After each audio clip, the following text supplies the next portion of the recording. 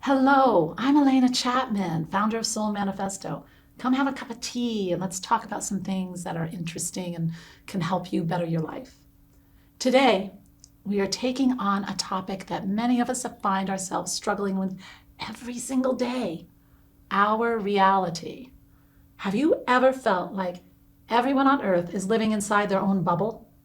We may all be here on the same planet, but each of us is having or living our own version of reality. And today, I wanted to share with you an important reminder.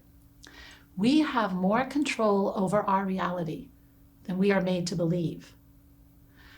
Nothing has me question reality quite like my experiences as a world traveler.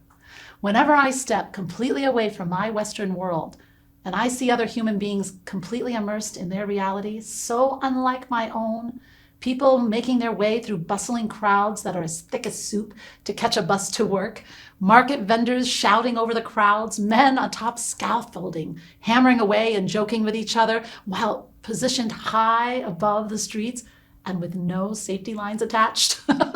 I see this whole other world happening before my eyes, and it just stops me in my tracks whenever I think about how many different versions of reality really exist.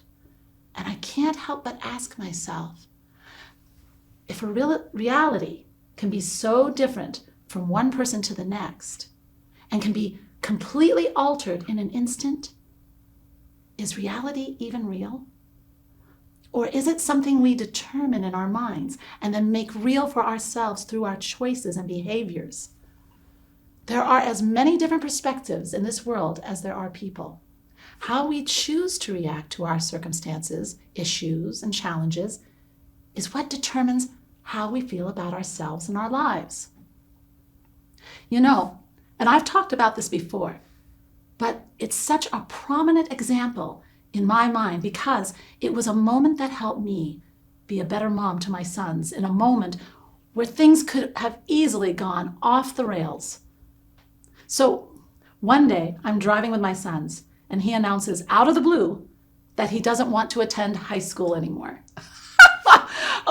Now, as a mom and as a person with a lot of feelings, my first thought was, no, we're not quitting school. And I felt what I want to describe as a really strong desire to control my son's reality.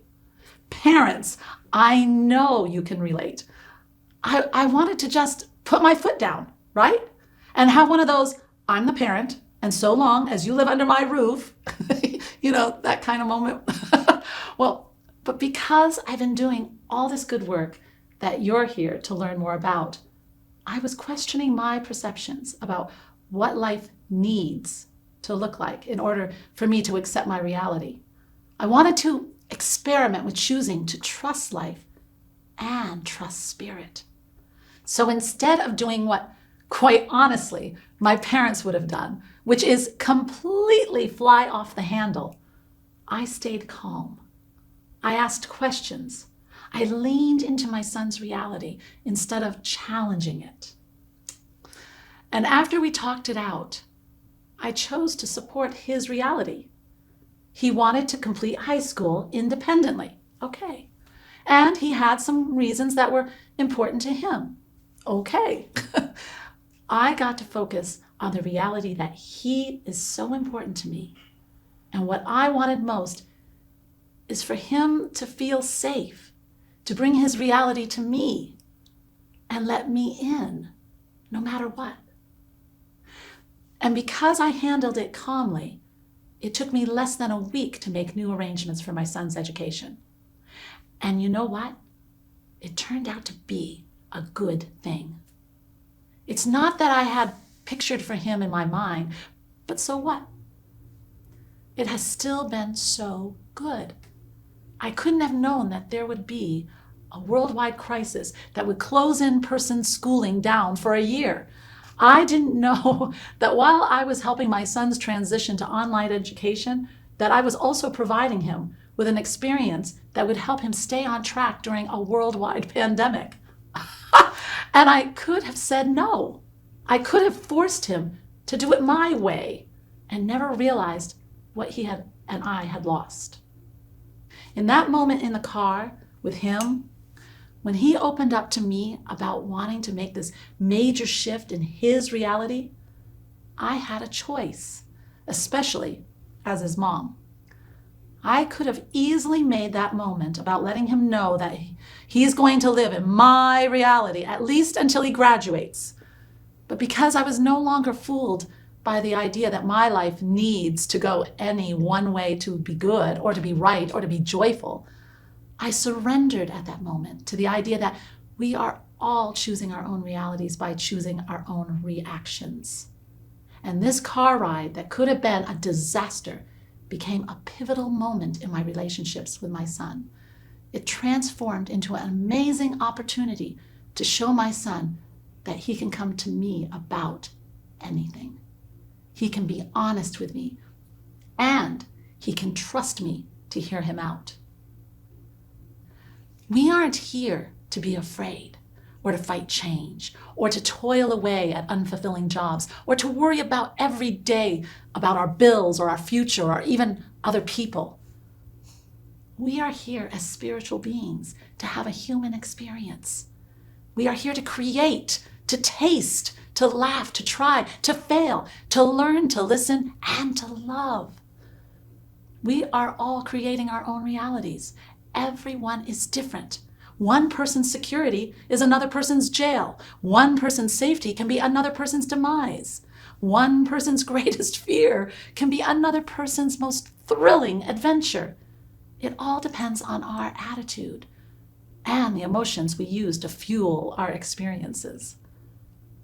The idea that we have to be anything bigger or greater than simply at peace within our own selves in order to count, to matter, to be worthy of love is an illusion. If someone in your life is making you unhappy, try changing your perspective on it. Try thinking about it as a lesson you need to grow, or as a necessary stepping stone to get you to the next level or phase of your journey. If someone else's reality is causing you to suffer in fear or worry or blame or shame, you are allowed to shift your focus onto what brings you joy instead, even if it's just a cup of tea. Stay focused on your blessings and stop beating yourself up for not being everything all at once, all of the time. Make space for yourself in your reality to have peace now, today, just as you are. Thank you so much for joining me today. I always love the opportunity to share powerful tools that have helped me silence my inner critic and strengthen my relationships. I'm always here for you. And if you need me, you can contact me through soulmanifesto.com and just send me an email about what's going on with you. We are here to help. Also, be sure to follow me on YouTube and Facebook. I release new videos every Tuesday and Thursday that are full of great tools you can start using now to reclaim your inner peace. And no matter what, always remember that love is spirit and spirit is love. Namaste, my friends. Thanks for watching. Don't miss out on a single thing. Subscribe below. And here's something else I think you'll enjoy. Namaste.